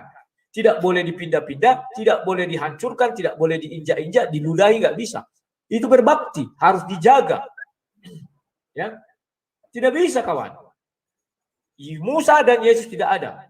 Kemudian bahwa Musa dan Yesus diberi kitab suci. Kitab sucinya itu sampai sekarang masih ada. Paham? Dan kitab suci itu berbeda dengan kitab suci apa yang ada di dalam ajaran Islam. Karena Injil yang pertama sekali adalah di Maryam 30. Biar kau tahu, itulah Injil pertama sekali. Tapi kita nggak tahu di ayat surah berapa itu ditulis. Karena kitab itu kan pasti ada contoh. Al-Quran ada surah pertama, kedua sampai 114. Kitab Injil pasti ada itu. Tidak mungkin satu lembar saja atau satu kalimat saja. Tidak ada itu. Ya. Dan kalau kamu lihat dengan baik dan benar, surah Maryam ayat 16, kamu lihat, hai Muhammad, ceritakanlah kisah Maryam yang ada di dalam Al-Quran. Maka dijelaskanlah di surah Maryam ayat 22 kisah itu. Ketika mau melahirkan dia mengasingkan diri. Artinya apa? Maryam itu tidak tercatat di dalam Injil. Tercatatnya di dalam Al-Quran. Kalau kita mau jujur-jujur, Al-Quran ada 610 sampai 633. Kurang lebih plus minus 23 tahun. Itu Injil sudah ada. Mengapa Allah SWT tidak menyebutkan apa isi-isi Injil itu? Contoh Matius, Markus, Lukas. Kenapa tidak diceritakan di dalam Injil itu? Kan ada rasul-rasulnya Nabi Isa, Hawarian. Kan ada pengikut-pengikut Nabi Isa. Kenapa tidak satu pun disebutkan di situ, di dalam Al-Quran? Mereka lah rasul-rasul itu. Kenapa di Al-Quran tidak ada? Pertanyaan simpel. 610, zaman sudah mulai modern, lebih modern daripada zaman 1. Tahun 1. Dan kalau Tuhan benar-benar berfirman, maka akan diceritakan itu semua. Yang penting-penting. Bukan hanya tentang Isa. Bahwa Isa punya 12 murid. Disebutkan namanya. Karena itu penting. Sangat penting. Yakub punya 12 anak. Disebutkan namanya. Faktanya. Di Al-Quran tidak ada. Nanti kamu bilang bukan kitab sejarah. Ada sejarah di dalam Al-Quran. Sejarah siapa? Yusuf ada. Musa ada. Banyak sejarah di sana. Oke, Goldian, itu yang bisa saya sampaikan, silakan. Oke, thank you. Nah, yang pertama, pendeta ya. Jadi Mengapa kau melihat di selombar di mata saudaramu, sedangkan selopak batu di mata kamu sendiri itu tidak kamu ketahui? Saya tahu pendeta ini berasal dari bahasa Sanskerta, yaitu pandita, yang artinya guru. Mengatakan setiap orang adalah guru, setiap tempat adalah ilmu, dan setiap setiap tempat adalah sekolah. Lalu yang kedua, bunuh-bunuhan. Saya teringat peristiwa pada abad 15, di mana ada seorang reforman yaitu Martin Luther. Dia lahir pada tahun 1546. Dia kena sayembara bahwa Kekaisaran Katolik waktu itu yang memiliki hak otoritatif mengadakan sayembara. Siapa yang bisa memenggal kepala Martin Luther, maka kamu akan mendapat hadiah. Itu fakta sejarah, karena dia bereformasi menjadi Protestan. Oh, maksud pada tahun 1095 sampai 1492, di mana perang salib diadakan berabad-abad. Itu bunuh-bunuhan. Orang yang tidak ingin masuk Kristen akan dibunuh. Dan itu adalah misi suci. The Holy War dicatat di dalam sejarah kelam kekristenan. Itu ada bukunya The History of Roman Empire karya Edward Gibbon. Lalu Galileo, seorang astronom yang dimana dia juga dibunuh oleh Katolik. Dia mengatakan bahwa bumi itu bulat. Karena ajarannya bertentangan dengan ajaran gereja, maka dia dijatuhi hukuman.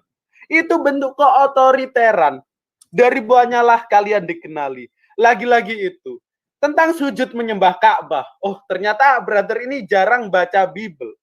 Mazmur 138 ayat 2. Aku hendak sujud ke arah bait-Mu yang kudus dan memuji nama-Mu oleh karena kasih-Mu dan oleh karena setia-Mu, sebab Kau buat nama-Mu dan janji-Mu melebihi segala sesuatu. Daud juga sujud menyembah kiblat. Daud juga berkiblat, tidak lain dan tidak bukan ada di Bait HaQodes atau Baitul Maqdis.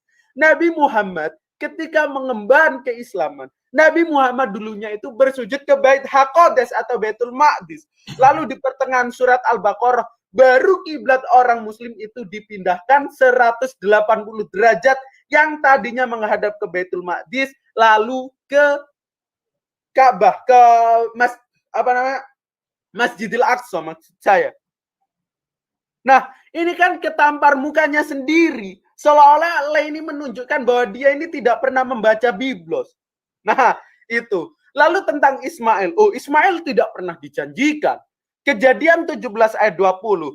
Hai tentang kau Ismail, aku telah mendengarkan permintaanmu. Ia akan kuberkati, kubuat beranak cucu dan sangat banyak. Ia akan memperanakkan 12 raja dan aku akan memberkatinya dan membuatnya menjadi bangsa yang besar. Ismail diberkati. Kata Hasem, lele ini siapa? Hasem bukan, Tuhan juga bukan. Malah mengutuk Ismail, sedangkan Ismail ini diberkati. Di mana Hasem mengatakan kalau ada orang yang mengutuk Ibrahim, maka aku mengutuk Ibrahim serta keluarganya, maka aku akan mengutuk. Kami tidak pernah mengutuk Ibrahim. Kami malah memuji-muji dia. Bahkan di dalam sholat kami menisbatkan nama Nabi Ibrahim di samping nama Nabi Muhammad. Allahumma sholli ala Muhammad wa ala ali Muhammad kama sholaita ala Ibrahim wa ala ali Ibrahim. Nah, tentang tadi bunuh-bunuhan kembali lagi ke Tampar, di mana pada abad 15 ada yang disebut perjanjian Tordesillas, yaitu the holy perjanjian suci. Di mana yang mengusung perjanjian itu adalah Paus Fransiskus keempat, yang hasilnya adalah Glory and Gospel. Datanglah Portugis ke tanah kita, dilanjutkan Belanda selama berabad-abad. Itukah perjanjian suci? Misi Kristus, Amat yang Agung Matius 28 ayat 19, jadikanlah semua bangsa dan muridku, baptislah mereka dengan nama Bapa, Putra, dan Roh Kudus. Yesus melakukan sebuah pemaksaan. Hendaklah jadikanlah semua bangsa ini muridku. Semua. Maka oleh karena itu Paus Fransiskus dengan inspirasi Matius 28 ayat 19 dan Roh Kudus yang mengilhaminya menghasilkan sebuah perjanjian Tordesillas yang terdapat 3 substansi yang pokok, yaitu gold, menjajah kekayaan, glory, kekuasaan atau kemuliaan, gospel, yaitu iman atau amanat agung. Dan itu suatu hal yang melanggar humanity, melanggar hak asasi manusia. Kalau kita compare di dalam Islam, la ikraha fiddin, tidak ada paksaan di dalam agama. Allah tidak menyuruh jadikanlah semua itu Islam, jadikanlah semua itu Islam. Tetapi Allah hanya mengatakan fadzakir innama anta mudzakir lasta alaihim bimusaitir illa man tawalla wa kafar. Tugasmu itu hanya menyampaikan, Pendeta Abednego. Selebihnya itu kuasa Allah. Kamu nggak perlu menjadikan orang dia muslim, sebab Islam itu la ikraha fiddin. Tidak ada paksaan di dalam agama. Sedangkan Yesus, jadikanlah semua bangsa itu muridku. Aku ini kalau nggak jadi murid Yesus bisa dipenggal ini pada abad 15. Serem nih. Aku kalau nggak jadi murid Yesus zaman Portugis bisa dipenggal ini karena itu amanat yang agung. Aku kalau nggak jadi murid Yesus zaman perang salib pada tahun abad 11 bisa dipenggal. Serem. Aduh serem. Yaitu adalah ajaran dari buahnya, dari kitabnya. Sungguh serem. Alhamdulillah aku bersyukur hidup di tahun 2021 ini tahun yang sangat damai. Bayangkan jika kita umat Islam hidup pada tahun 1095 sampai 1492 di mana perang salib dengan misi sucinya, dengan jadikanlah bangsa itu muridku, kita akan dipenggal. Serem ini karena amanatnya jelas, yaitulah ajaran yang bisa kita petik. Nah, lagi-lagi blunder lagi, mau nampar muka orang, ketampar muka sendiri. Ketika kamu hendak ditampar pipi kiri, maka berikanlah pipi kananmu. Tentang surat Maryam ayat 16. Wadkuru fil kitabi Maryama idin tabadat min ahliha makanan sarkia. Dan ceritakanlah Muhammad kisah Maryam di dalam kitab Al-Quran. Kenapa Allah menyuruh Nabi Muhammad menceritakan kisah Maryam di dalam Al-Quran? Karena Maryam alaihi salam itu adalah sosok yang penting. Tidak ada dia, tidak ada Nabi Isa alaihissalam. Tidak ada dia, tidak ada Kristen. Karena dia adalah salah satu center dari orang yang ada di duniawi. Maka cerita itu dinarasikan sebagai hikmah bagi kita semua. Ud'u ila sabili rabbika bil hikmah wal mau'izatil hasanah. Itu semua pelajaran yang dinarasikan di Al-Quran itu sebagai hikmah. Bukan malah Yeskel 23, Oholia dan Oholiba sana bersundal jamah-jamah. Jangan melebar. Nah, ini saya hanya komparasi. Ya, jangan melebar. Itu kau saya lihat dari tadi memancing-mancing emosi. Nggak boleh gitu. Oh, loh, saya nggak pernah menghujat, brother. Kau memancing emosi. Aku tidak pernah menghujat nabimu. Kau tadi bilang Paulus begini, bukan? Aku tidak pernah. Kalau mau aku bilang tak enak. Oke, kau hargai. Jangan kau pancing. Baca ayat Maksudku gini loh. Kau jangan memancing-mancing karena kalian terikat undang-undang pasal 44 KUHP. Kalau kami tidak terikat, jadi berbahaya. Enggak, kalau aku berakal. Kau yang terikat. Oke, silakan. Jangan memancing-mancing ke arah yang meluas-luas dengan kalimat-kalimat narasi yang meluas. Itu kok karang-karang narasinya. Oke, thank you. Silakan. Nah, di dalam bukunya Oh Suyang, di mana dia menulis sebuah buku yaitu Bicara Itu Ada Seninya. Di mana dia menariskan bahwa gini loh caranya debat. Debat itu harus komparatif. Kok lari ke buku? Ya, kita kembali ke topik lah. Iya, nggak usah para kau melebar. Nggak usah. Aku bukan komparatif itu. Kau yang kau buat mau mancing emosi orang. Tapi aku nggak terpancing. Selo kawan. Tetapi tidak pantas kau ucapkan. Kau tidak pantas mengucapkan itu semua. Kalau aku ucapkan hal yang sama dengan kau tadi, aku tidak terikat pasal 44 KUHP. Nggak ada. Di dalam hukum, ketika berdebat, nggak ada delik aduan. Siapa bilang? Tidak. Silakan lapor. Tidak. Nggak ada delik aduan. Beda dengan kami. Silakan. Jangan kau berusaha menggiring meluas-luas.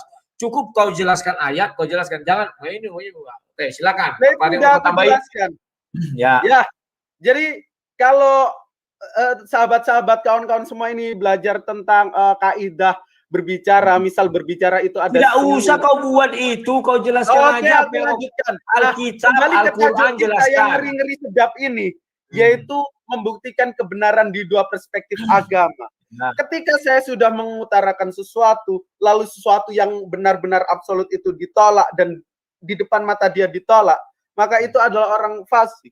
Lalu saya mencoba mengkomparasi, oh begini loh, jadikanlah semua bangsa dan muridku. Oh itu diimplementasikan pada abad 11. Pendeta Abednego ini alhamdulillah hidup tahun 2021. Kalau saya kawan-kawan hidup di abad 11, saya nggak jadi murid Yesus atau Kristen, dipenggal kepala saya. Orang di Andalusia sana abad 15, dipotong telinganya. Bekas peninggalan sejarahnya, mozaik-mozaiknya masih ada. Yaitu implementasi jadikanlah semua bangsa dan muridku. Sedangkan Islam, tidak ikroha fiddin, tidak ada paksaan di dalam agama. Mungkin itu closing dari saya. Silakan Brother Au, nggak bisa lama. Ada janji soalnya 10 menit lagi mau jemput seseorang. Ya, terima kasih. Oke, thank you ya. Salam hormat. Oke, lanjut dulu. Kalau bisa di dalam berdiskusi ini terangkan aja apa isi Alkitab, apa isi Al-Quran. Jangan memancing ke sana kemari karena kami tidak sebebas kalian. Kalian itu bebas bicara apa saja karena terikat undang-undang pasal 44 KUHP. Kalau kami enggak, langsung ditangkap, langsung persekusi segala macam. Mohon jangan memancing ke arah sana. Jelaskan aja Alkitab seperti saya dengan si Zuma. Hanya si Zuma lah saya lihat orang muslim yang slow dan tenang untuk berpikir. Tapi dia pun memang masih ada emosinya tetapi masih bisa ditolerir. Kalau kayak si Abednego ini sudah mulai mancing-mancing dia tapi aku nggak terpancing ya. Oke, saya jelaskan. Pandito, berarti kau sudah kafir. Kalau kau mengambil gelar Pandito, kau buka KBBI, di sana dikatakan guru agama Hindu. Kau kafir. Itu yang pertama. Martin Luther diberi hadiah, kamu bilang, kamu menampar muka kamu sendiri. Oke, Martin Luther itu hidupnya kapan? Apakah dia mati dipenggal? Ya. Sekarang Salman Rushdie yang kita sekarang bicara abad-abad segini loh, abad-abad modern ini. Yang dimana internet, Apollo, bulan semua sudah dijelajahi orang. Masih juga dikasih sayembara. Memenggal kepalanya si Salman Rushdie 23 M. Batros, Zakaria Batros. Itu juga dibuat sayembaranya. Kalau orang Kristen mana ada sekarang? Kalau zaman dulu karena itu masalah politis. Memang dulu zaman dulu adalah gereja bercampur dengan politik. Karena dulu kekuasaan agama tinggi. Tidak seperti sekarang. Oke. Kemudian perang salib. Perang salib itu bukan karena orang tidak mau Kristen, tidak. Tetapi itulah di Turki itu ya, yang Hagia Sophia pula, yang sekarang gereja jadi masjid itu. Kan itu tonggak sejarahnya. Dan Salahuddin, Saladin apa Salahuddin itu ya. Dan itulah peperangannya. Salah, Hagia Sophia 1543, brother. Salah sejarah ini harus aku luruskan. Sorry, bukan itu. Penting itulah tonggak sejarahnya. Oke, lanjut. Sudah, jangan bicara dulu. Ya kan, aku berhak meluruskan. Kan bro punya tanggung jawab mengedukasi. Sudah. Tapi itu kejadiannya memang perang salib. Kejadiannya memang di Turki itu. Ya, salah perang salib. Oke, lanjut. Tenang. Pandai berdebat ya. Ya. Dan itu bukan karena masalah kenapa dibilang perang salib? Karena ada peperangan antar dua agama. Ya. Di situ memang Salahuddin atau apa itu yang terkenal sekali itu ya. Dan kemudian kalau kamu katakan Daud, ayat yang kamu baca, kau buka itu coba baca. Lalu aku masuk sujud ke arah baitmu. Di sana ada kalimat masuk. Artinya ada pintu masuk dan ada pintu keluar. Tidak mungkin dia sujud ke arah pintu keluar. Paham enggak? Karena bait suci itu di dalam. Paham enggak? Maka dibilang aku sujud ke arah baitmu. Kemudian kau bilang, mana lebih dulu Ka'bah atau Masjidil Haram atau Masjidil Aqsa yang pertama? Kamu jangan berbohong. Ya. Masjidil Haram lebih dahulu daripada Masjidil Aqsa. Ya. Zaman Ibrahim itu baca Al-Quran. Ibrahim menetapkan dasar-dasarnya bersama Ismail dan Ishak. Bersama Ismail ya, sorry. Ada itu. Disitulah didirikan Ka'bah. Mengapa Musa dan semuanya tidak sujud ke arah sana? Kamu adalah pembual. Tidak ada Musa sujud ke arah sana. Raja Daud pun tidak sujud ke arah sana. Dan kemudian di zaman Nabi Muhammad pun kamu bilang bahwa kiblatnya pertama adalah ke Masjidil Aqsa. Kenapa ke Aqsa?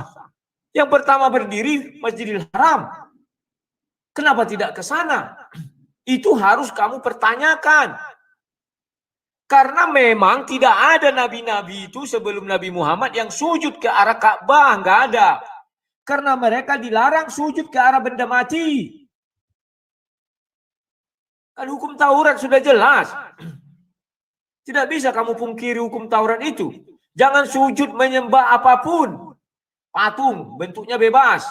Mau bentuk manusia, bentuk apa, kubus, bentuk batu besar. Tidak boleh sujud kepadanya dan berbakti. Arti berbakti tahu nggak? Itulah sebabnya nabi-nabi tidak ada pernah sujud ke arah Ka'bah. Nggak ada itu. Tetapi setelah Nabi Muhammad baru sujud ke arah Ka'bah.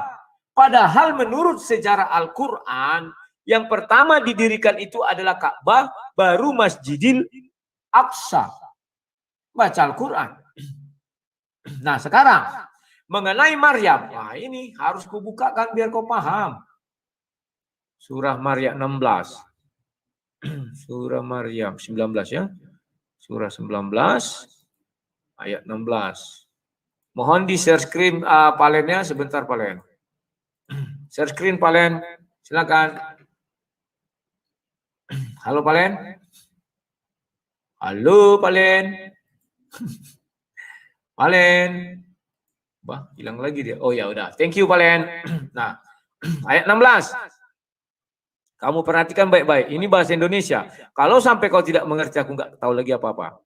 Dan ceritakanlah, buka kurung tutup kurung Muhammad, kisah Maryam di dalam kitab, buka kurung tutup kurung Al-Quran. Yaitu ketika dia mengasingkan diri dari keluarganya ke suatu tempat di sebelah timur, Baitul Maqdis. Kamu tahu apa maksudnya ini? Artinya Maryam itu tidak pernah hidup di dalam Injil. Tidak pernah tertulis di dalam Injil. Kalau Maryam itu tertulis di dalam Injil dan dia adalah ibu daripada yang kau katakan Yesus atau Nabi Isa, maka harus tertulis di dalam Injil. Tetapi faktanya ini ada di dalam Al-Quran. Injil tidak mengenal namanya Maryam. Itu faktanya. Dari ayat ini. Oke, kita lanjut. Maka kalau disuruh ceritakan, artinya kisah ini sudah ada di ayat sebelum Maryam. Apa maksudnya kan? Sudah ada di Al-Quran. Sementara Al-Quran itu turun 610 sampai 633. Lantas di manalah Al-Quran ini? Apakah dia sudah berupa kitab sehingga harus diceritakan dari kitab sebelum Maryam 16 ini? Kan sebelum Maryam 16 dong kalau mau bercerita. Tetapi faktanya sesudah Maryam 16 dia. Ayat 22. Tetapi bukan Nabi Muhammad yang bercerita ini, tetapi Allah SWT. Maka ya Maryam mengandung lalu dia mengasingkan diri dan kandungan ke tempat yang jauh. Nah ini lanjut, kau baca sendiri. Artinya di situ apa? Maryam yang dimaksud di dalam Al-Quran berbeda dengan Maryam yang ada di Injil. Maka tidak bisa kau sama-samakan Nabi Isa adalah Yesus. Kalau Maryam itu adalah ibunya Yesus, maka itu harus tertulis di Injil, tidak di Al-Quran. Kalimat itu harus dirubah. Mau nggak kau? Kan nggak mau. Kalau dirubah artinya sudah terubah-ubah. Mana yang benar? Menurut sejarah dunia, kisah Maria itu atau Maryam itu melahirkan tertaruh di Al-Quran atau tertaruh di Injil. Coba kamu jelaskan. Kau pun tidak akan bisa, tidak akan mampu.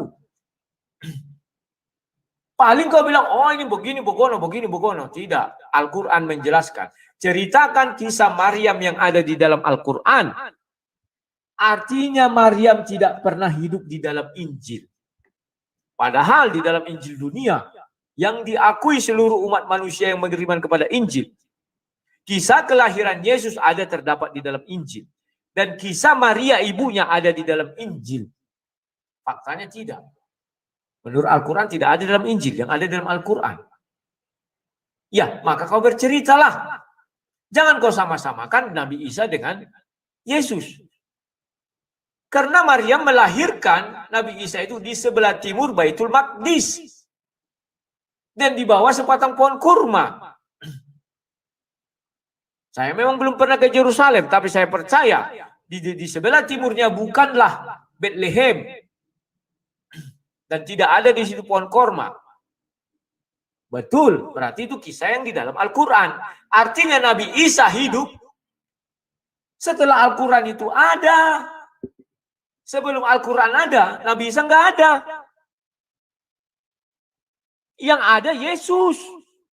Karena sudah berbeda cerita, kan disuruh ceritakanlah. Maka kita lihat rentetan ceritanya.